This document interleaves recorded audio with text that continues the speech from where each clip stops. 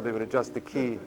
They would adjust the keys for that, and that's the main reason for the weird keys.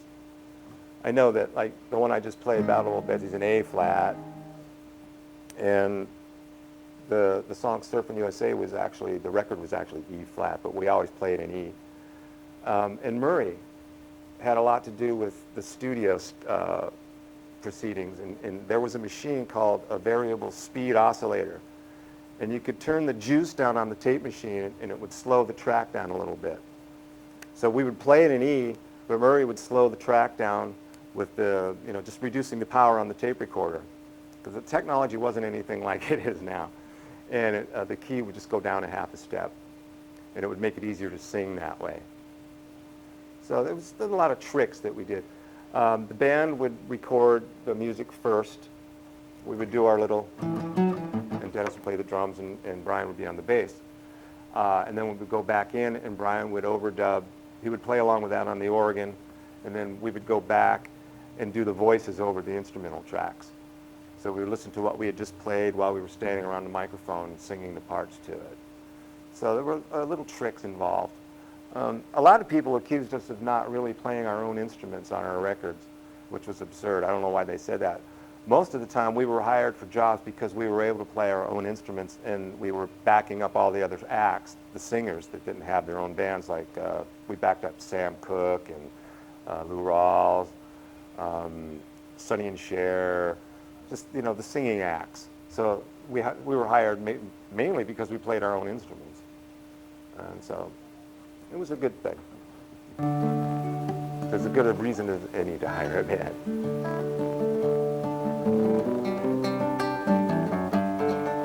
Right, like a block or so south of El Segundo on Hawthorne Boulevard was a place called Melody Music. At Del Mar, Ventura County line, Santa Cruz and Trusses, Australia's Nara Bean. Well, we're standing in front of 131, 110 South Hawthorne Boulevard. And the reason we're here is this used to be Melody Music, where the Beach Boys used to come in, check out the latest records. They sold pianos. Music stores back then sold records and pianos and musical instruments. So I know Brian was in here listening to the Four Freshmen at one time. Now it's going to be turned into a beauty shop of some sort. And we got a lot of our instruments in there too. And then we went to a place called Wallach's Music City in Hollywood, which is very famous. And we'd get some of our instruments in there. So Melody Music, I don't know how they got this one like Rickenbacker guitar that they got from England. I don't know how it ended up there, but I remember buying it. It was a Rickenbacker 12-string, and that was from Melody Music. I'm on the first 5 albums. We recorded a heck of a lot of material in a very short period of time. We did 5 albums within just a few years, just pressure from the record label. So I was actually on the first 5, but then there were some songs that I played on that were put on the can on the shelf, and they were released after I left the band. So technically I'm on maybe 6, 7 albums and the Christmas album. And then there were tons of compilations after that, like The Endless Summer, and I think the most recent one was Sounds of Summer. And they kept releasing the same old songs over and over again. If you get a book, or if you go on the internet, if you go to Cabinescence or something, a lot of the songs aren't there, and the ones that are, a lot of them are in the wrong key. I think that's useful though, in spite of that. I'm glad it's there, that you have access to that. Because the people who put that together, I think they're just using their ear from music school, ear training, whatever, and they listen and they just try to figure it out on the guitar, and they get close a lot of the times. But it would actually have to be someone sitting down with Brian and taking notes, and no one's actually really, delved into that. It's very complicated. I know all the other bands do have books that, and I noticed that a lot of those are inaccurate too.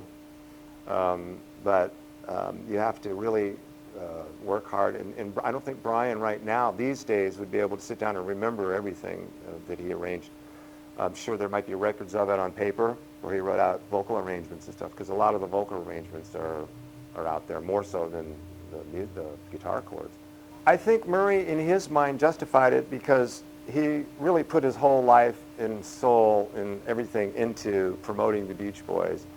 And in his mind, I think maybe he was slighted a little bit because he didn't really have the input that he would have liked to have. And so he justified it by, you know, I guess he needed money, so he sold the catalog. It was initially his publishing company to begin with, Sea of Tunes. And, but I think that's all been rectified. There was a lot of dispute with the writers' credits between Mike and Brian, and that's all been straightened out. So, and I think, I do believe Brian has since gotten a lot of that publishing back, or the rights to those songs anyway, his writers' royalties and all that. But it's all legal stuff, and I don't totally understand it. God Only Knows is really quite simple, come to think of it. It's just...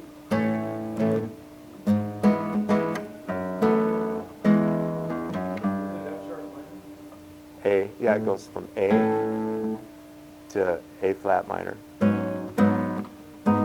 Well, actually, it's an E chord with an A flat on the bottom, and then an F sharp minor, and then the E, and then the riff. And it's like, yeah, I like the bass part that goes.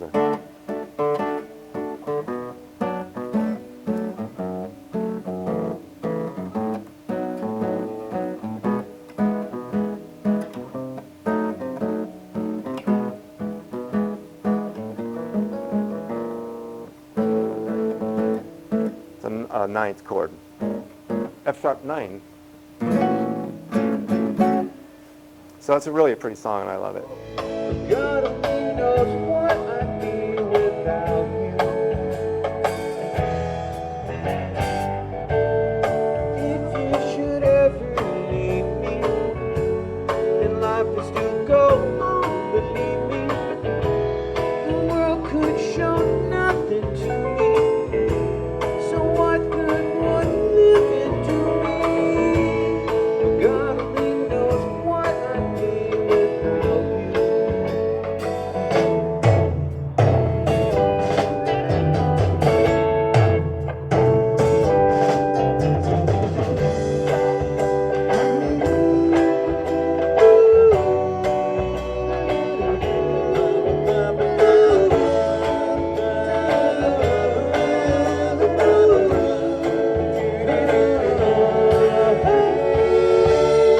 God only knows what I'd be without you. That's called 12-bar blues. It's the basis of pretty much a lot of music, rock and roll, blues, pop songs, and it's like just the 1 chord to the 4 chord, back to the 1 chord, 5 chord, 4 chord, 1 chord. So it's like...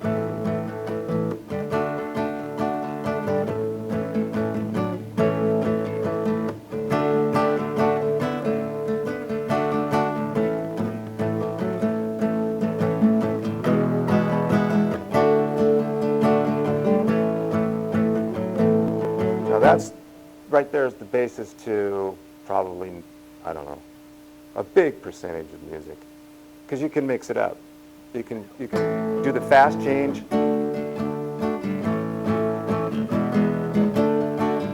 But those chords are the basic chords. Mix them up in any order, any rhythm, and you've got 90% of pop music and blues.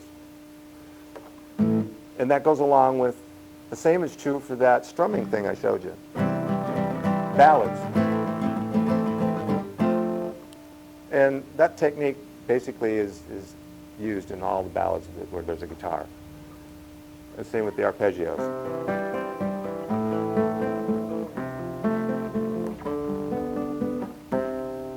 So it's very simple. The secrets that we used, the chords, the technique, they seem simple, but the way Brian used them, the way he used us in our guitar playing, and with the chords that he put together, that was the genius of the music. We were kind of like Brian's instruments. He used us to express we were his orchestra. and he used us to express himself. And he was very drawn to the way we started doing that picking. He heard Carl and I playing that in the music room, and he asked us what it was, and that's around the time he started writing his songs. He just started being a writer, and we were lucky enough to be around him, and he just recruited us to do our little guitar stuff along with his music, and it got magical and took off. You know, it was like, we're amazed. It went off, and it has its own life now, and we're just a messenger now. But you'll hear all that tonight. And then like in the song "Shutdown." Tack it up, buddy, gonna shoot you down.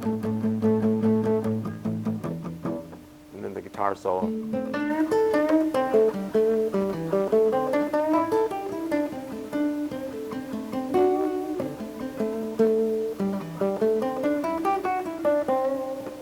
Solo to "Shut Down." And then we got a lot of our stuff from Chuck Berry, as I mentioned. This is a little high up on the neck, but the intro to Fun, Fun, Fun.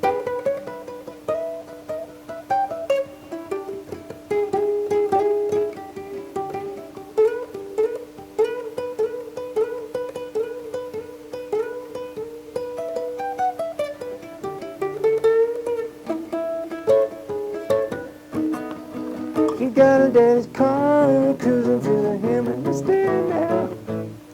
So there again, the same, with the muted palm down on the strings. Well, at first we started playing at the school here, and then the Inglewood High School, the Inglewood Rec Center, and then the drop-in, exactly. Well, of course, really. And then there was the Hawthorne Rec Center over on Prairie. And every summer they would have a big carnival there, and we'd like to play there. And then when the record started getting a lot of airplay, we would venture off into places like Long Beach. And then when we started to hit real big, we would go on tour like to Bakersfield and San Bernardino. Yeah. And then when the song hit #1, we found ourselves in Arizona. But then we ended up touring extensively through the Midwest and the East Coast, and went to Hawaii for a month. When I was in my hiatus there for several years, the Beach Boys went off to Australia, England, all those places, which I ended up going to those places with the Beach Boys in the later years when I rejoined the touring band.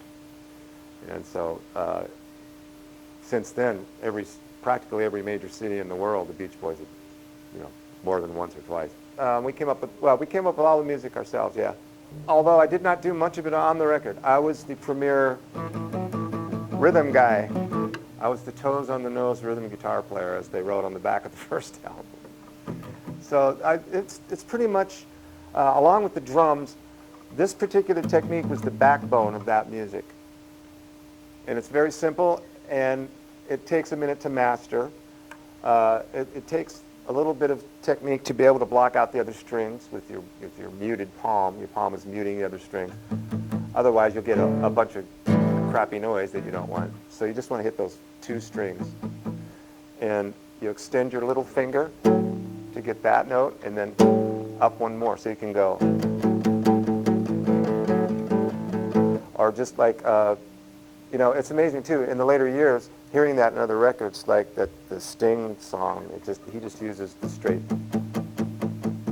He doesn't even do the 7th. He just hits the straight to the whole song. And other songs like the Ramones, I get emails from people in these kinds of bands telling me how they were influenced by the early Beach Boys rhythm guitars. And so it's just amazing that it caught on. So, I mean, I got it from somebody, and the person I got it from someone else, and it just got reinterpreted.